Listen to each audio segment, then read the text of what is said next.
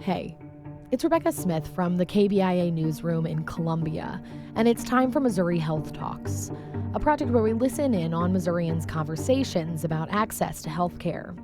This week we hear from Jessica Chambers. She's a peer support specialist at the Reentry Opportunity Center in Columbia, or The Rock. She works with folks who are coming out of prison, helping them connect to housing, treatment, and just a sense of community. Jessica is one of two caseworkers currently working with The Rock's nearly 900 clients, and she spoke about some of their services and some of the challenges people can face as they integrate back into the world. Here's Jessica. I've been doing this type of work for about 4 years. The reason why I got involved is because I have a lot of family members and this has impact on my life.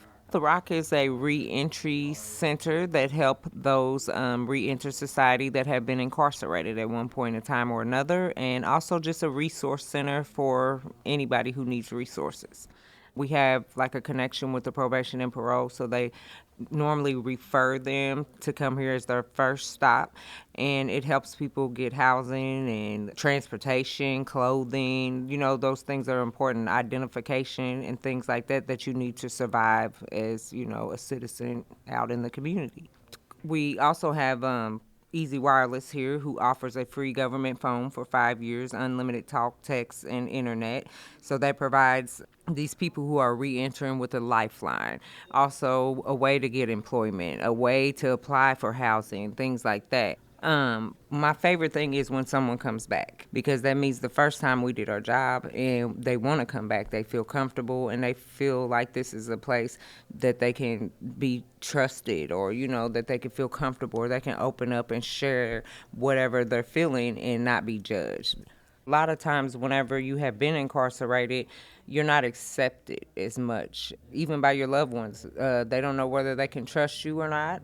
And also with like landlords, they don't want to rent to you because you have a charge that you've been to prison for, maybe selling drugs. A person can change from selling drugs. Also, educational wise, like you try to apply to go to college, you get denied because you have a felony on your background.